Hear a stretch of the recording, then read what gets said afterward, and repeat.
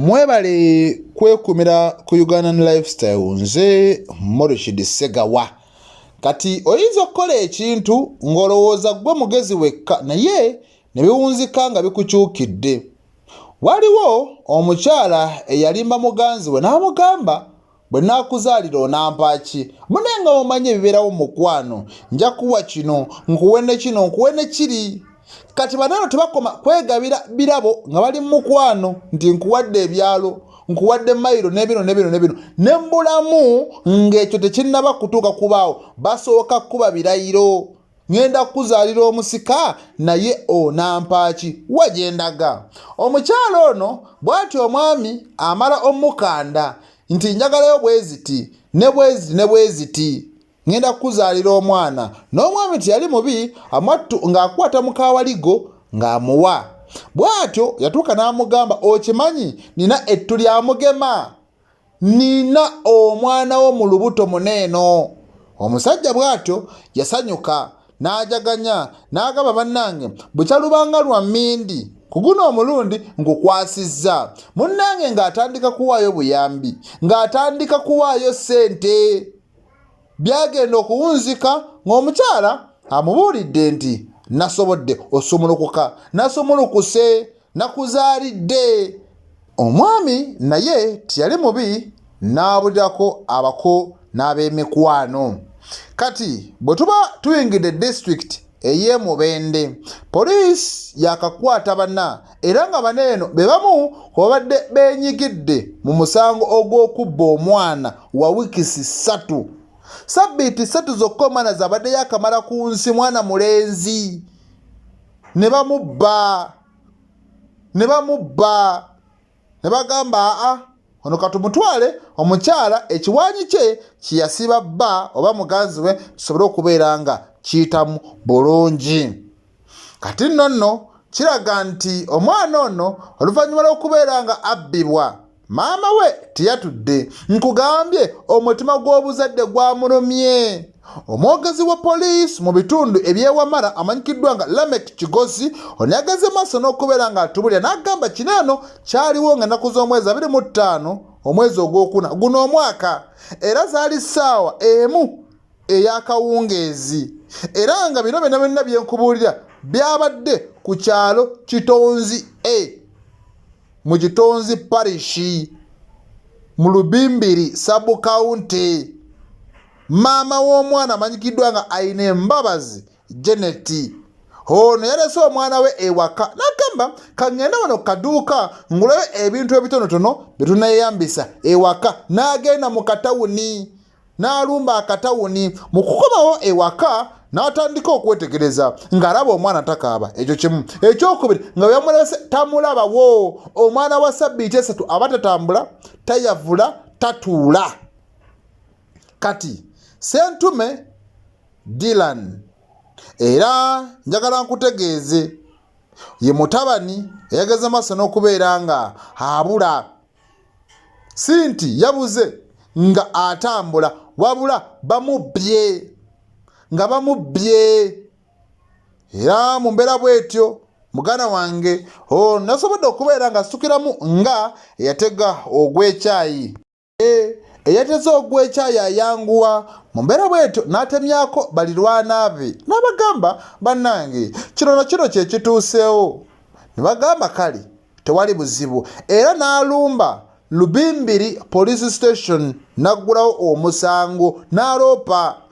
Kati poliisi bw'etyo negera maaso n'okubeera nga esooka amattu okuwuliriza ebigambo by'abantu abamu. Ne batandika okuwuliriza ebigambo by'abantu abamu nti mwe mwogera ki.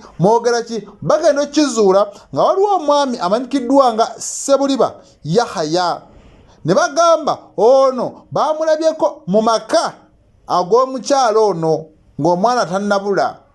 Era ne bagamba ne mu kiseera omwana we yabulidde omukulu ono yabadde alaga nti yabaddewo ewaka.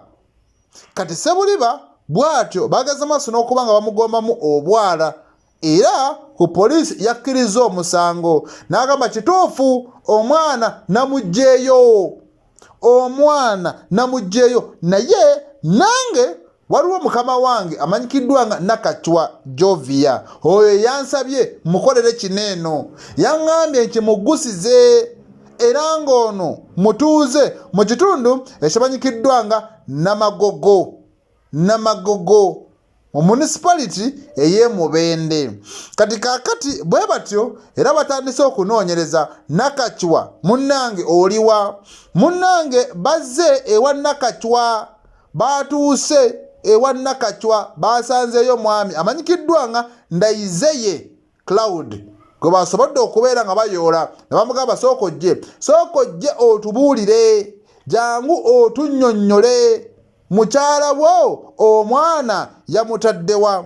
Kati mu mbeera nga weegeze maaso n'okubeera nga etambula ono weekitegeeredde nti omwana mukyala we gwe yamugambye nti munnange nazadde yabadde amulimba era natandika obbinnyonnyola n'agamba ekituufu kiri nti nange sirina musango omukyala yampabya yaŋŋamba nti anzaalidde eddenzi era naŋŋamba nti ebbanga lyonna abadde lubuto kati kaakati nina musango ki munnange nina musango ki kati kaakati sente abadde ansabanga za kumukumu nga ŋŋamba agenda mu antinental care nemuwa kati kaakati era oba osasudde sente oba osuubira amagoba mu ekyo gy'osasulira era nga nange nyaniriza baby boy.